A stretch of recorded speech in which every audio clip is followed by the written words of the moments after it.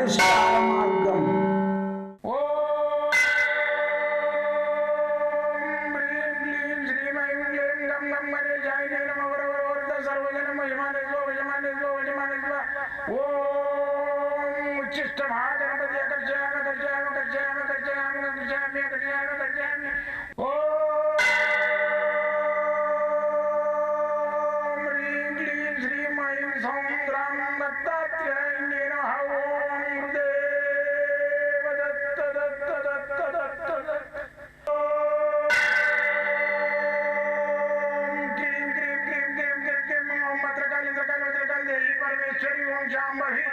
सर्वदिन मोचमाने स्वजमाने स्वजमाने स्वम मत्रकाली मत्रकाली मत्रकाली देवी परमेश्वरी ओम शांभवी अकर्षयामि अकर्षयामि अकर्षयामि अकर्षयामि अकर्षयामि चट चट चट चट चट ज्वाल ज्वाल ज्वाल नरसिंहाय लक्ष्मी नरसिंहाय अकर्षयामि अकर्षयामि अकर्षयामि ओम चट चट चट चट चट चट चट ओम चट चट चट चट चट ओम चट चट चट चट ज्वाल ज्वाल ज्वाल ज्वाल नरसिंहाय लक्ष्मी नरसिंहाय अकर्षयामि अकर्षयामि अकर्षयामि अकर्षयामि अकर्षयामि अकर्षयामि राजाधिराज योगिराज परब्रह्म सद्गुरु सच्चिदानंद साईनाथ महाराज ओम गुरुदेव दत्त दत्त दत्त दत्त दत्त ओम मातृदेवो भव ओम पितृदेवो भव ओम आचार्य देवो भव ओम गुरुदेव दत्त दत्त दत्त दत्त दत्त ఓం గురుదేవ దత్త దత్త దత్త దత్త దత్త. నేను మీ సాయి దత్తానందను, మంత్రతంత్ర యంత్ర రుద్రాక్ష మూలికా శాస్త్రజ్ఞుని.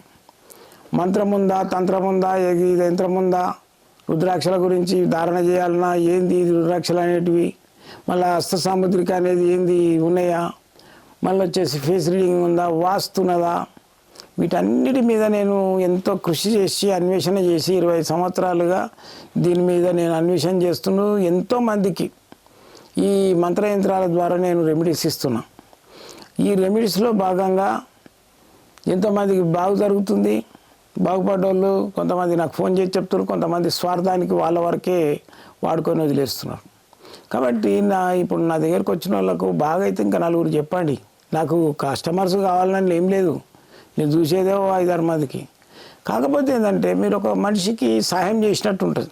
ఒక హాస్పిటల్ ఉంది, ఆడ మంచిగా అవుతున్నది, పలానా రోగం ఆపరేషన్ లేకుండా చెప్పండి 10 మందికి, పలానా దగ్గర పోకుండా ఆపరేషన్ అన్నారు కానీ ఆపరేషన్ లేకుండా మందులు ఇచ్చి బాగా చేసిరని అటువంటి చెప్పాలి. అదొక సేవా కార్యక్రమమే. మీ కుళ్ళు కుతంత్రంతో మన వారికే వారుకొని కూర్చొని నిమ్మలంగా సీక్రెట్గా పోయేసి చూసుకో మేము ఎట్లా చేసినాం, ఇట్లా వేసినాం, మనమే బాగుపడ్డాం, అది తప్పు. జీవితం అనేది ఏంటంటే మానవునికి 100% సంపూర్ణంగా వాడు బతకడు. బతికినా కానీ వేస్ట్. 80 సంవత్సరాలు వచ్చిందంటే మిగతా సంవత్సరాలు వాడు బాలకాలి.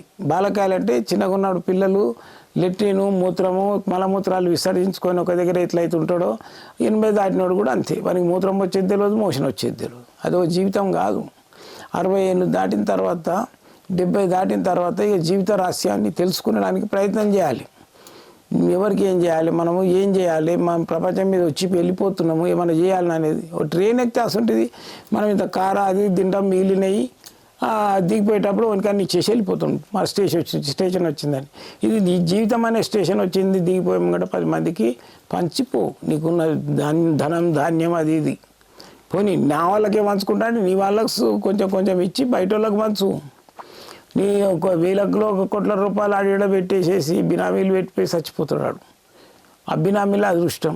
వాడు పెట్టేసి వాడు వస్తాడు, వాడు కూడా వాడుకోడు. ఇట్లాంటివి క్రియలు ఏదైతున్నాయో తన తప్పు. అందుకని ఏం చేయాలంటే నేను ఈ నాస్తిక ప్రపంచంలో కొంతమంది నాస్తిక గ్రూపులు తయారయ్యి ప్రజలను పిడదారగా పట్టించడానికి ప్రయత్నం చేస్తున్నారు. గ్రంథాలు చదివి దాంట్లో విమర్శించడానికి ఏ కథ బాగుందని చెప్పేసి విమర్శిస్తున్నారు. అటువంటి దానికి ఎదురు తిరుగుతున్నాడు నేను.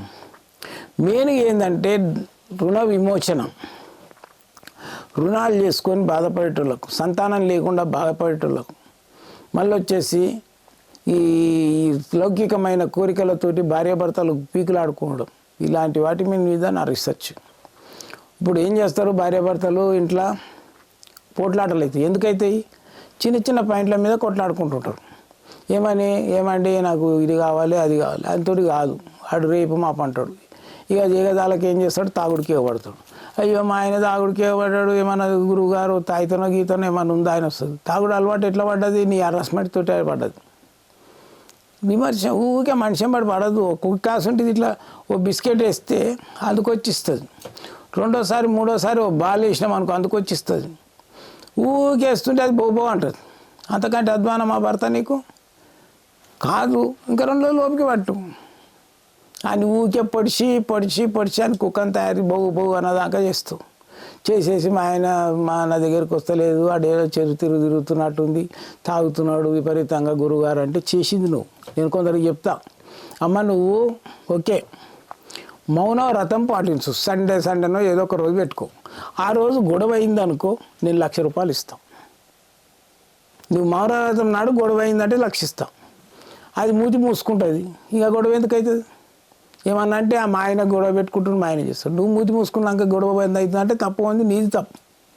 ఒక ఆమెకి చెప్పినాడు 40 రోజులు నువ్వు మౌనవ్రతం చేయమ్మా అని. 20 రోజులు అయినాక బిడ్డ వస్తే బిడ్డను పట్టుకొని ఏడుస్తుందంట. ఏంటంటే ఓ గురువుగాడు నాకు చెప్పిండు నాతోటి అయితే లేదు అని చెప్పి అని సరే చేసి రాసి చూపిస్తే ఆమె నాకు ఫోన్ చేసి మా గురువుగారు మా అమ్మ చచ్చిపోయేటట్టుంది, అది బోబో అని కుక్క వరిగినాడు మరుగుతుంది, కొట్లాటలు అలవాటు, మరి సచ్చేటట్టు ఉంది ఎట్లా అని అంటే సరే అమ్మాయి సర్వం శ్రీమన్నారాయణ అర్పమని నోరు తెరవమని రేపటి నుంచి కొట్లాటలు పెట్టుకోమని మీ డాడీతోటి ఆమెతోటి కాకుంటే అన్న. కాదు, ఎందుకైతే తప్పు మనది మనం తెలుసుకోము. మన ఇప్పుడు మనం కంప్లీట్గా ఎప్పుడైనా చూడము. తప్పు మనది పెట్టుకొని అంతే గొడవ చేస్తాడు, వాడే నయంబడి పడతాడు అంటారు. కానీ వీళ్ళు కౌక ఓడేది ఓడి చూడడు. అది మానేయి. భార్య భర్తలు ఆ కొట్టాడ పెట్టుకుంటుంది, అని దూరం పెడుతుంది. మనిషి నీకు నీ భర్తకి ఏంది సంబంధం? ఒక తల్లి పుట్టిరా, లేకుంటే అన్న చెల్లెలువా?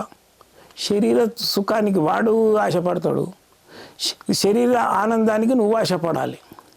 పోతావు పిల్లలలో వండుకొని పోరా పో నువ్వు నీ అంతలో నువ్వు బతుకుపో అని పిల్లలలో వండుకుంటే వాడు రాగానే కయ్య కుక్కలేక మరి వరకు పిల్లలాగమవుతారు.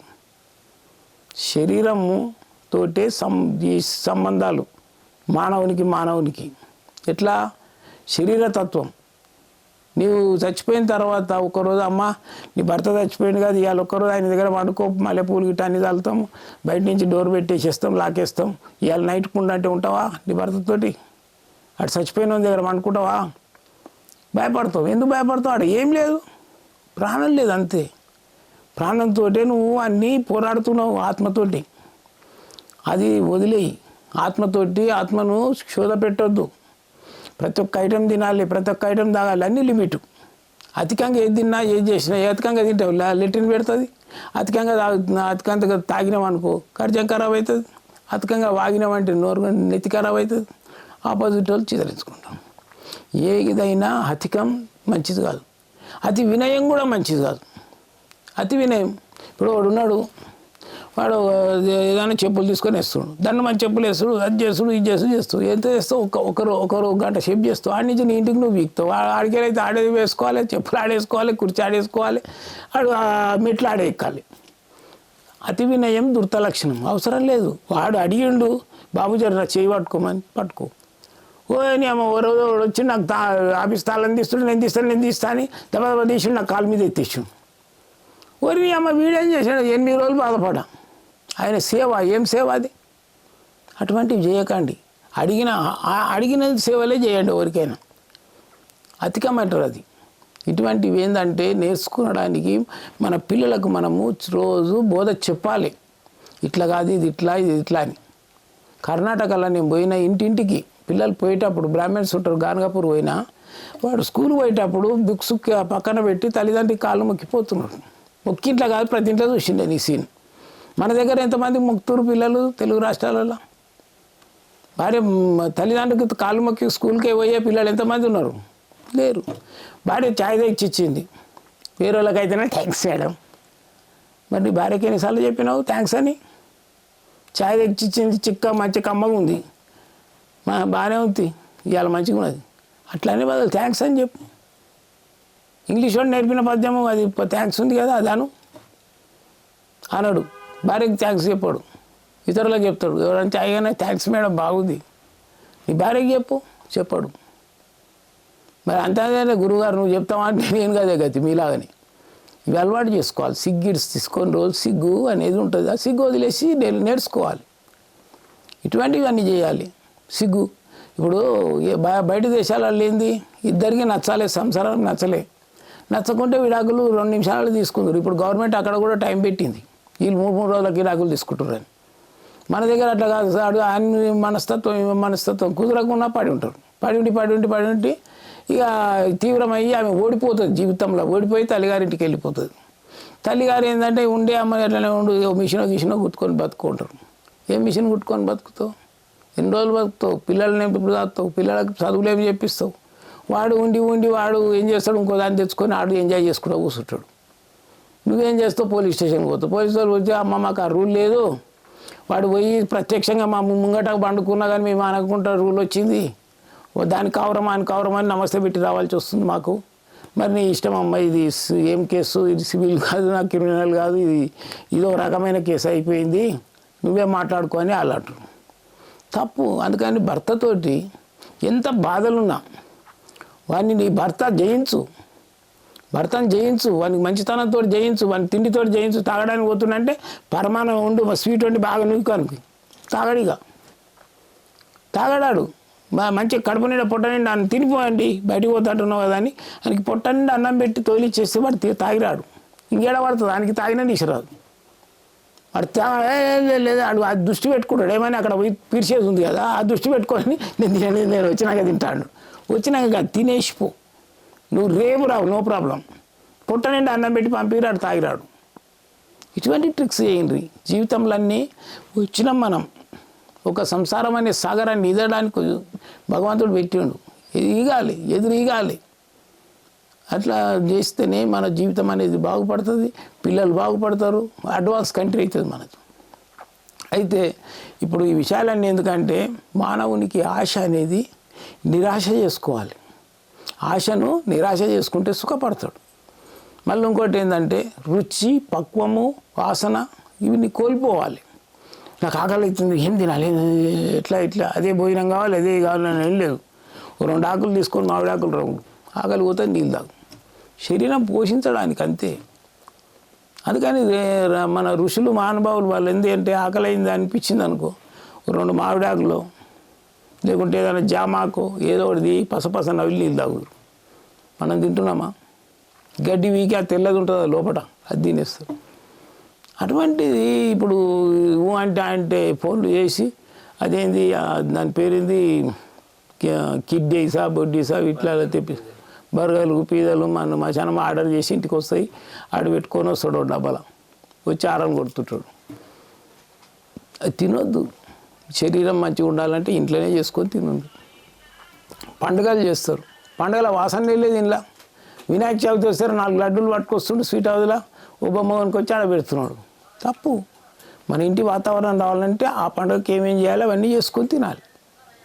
ఇప్పుడు తుమ్మికూర వండుతారు ఇంట్లో, గణేష్ పండుగకు అన్నీ అవి పెడతారు. ఏంటివి? పత్రి, ఆయుర్వేద ఔషధాలు, అవన్నీ రోగాలు బాగా వాసన మన ఇంట్లో ఉంటే 11 రోజులు ఇలాంటివి చేయాలి.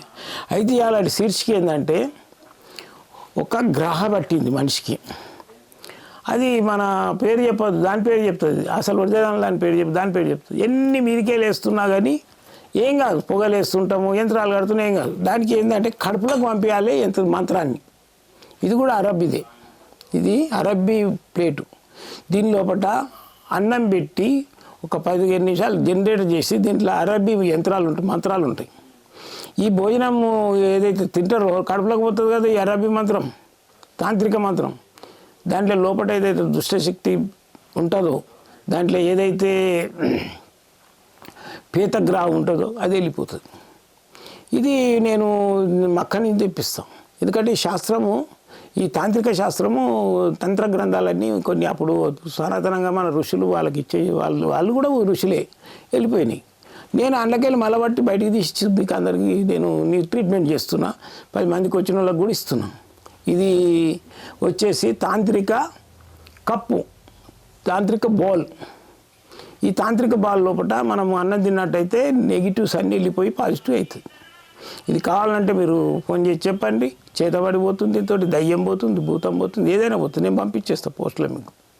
అయితే నన్ను కలవాలంటే మాత్రం పొద్దున 7 గంటల నుంచి 9 దాకా ఫోన్లో మాట్లాడతా, రాత్రి 10 నుంచి 12 దాకా ఫోన్లో మాట్లాడతా. మీ మంగళవారం సోమవారం హాలిడే ఉంటుంది, మిగతా రోజులలో ఎప్పుడైనా రావచ్చు నా దగ్గరికి. పొద్దున 10 గంటల నుంచి 5 గంటల దాకా నేను ఉండేది ఇక్కడనే. మన ఈ రాసినాయి కదా ఇవి నెంబర్స్, ఈ నెంబర్స్ కాంటాక్ట్ చేసుకొని రండి. ఏది LB Nagar BR Reddy colony. Phone చేసుకొని వచ్చి కలవండి. 40 నిమిషాలు టైం తీసుకుంటే ఒక జాతకానికి తీసుకొని సంపూర్ణంగా మీకు రెమెడీ ఇచ్చి పంపిస్తాను.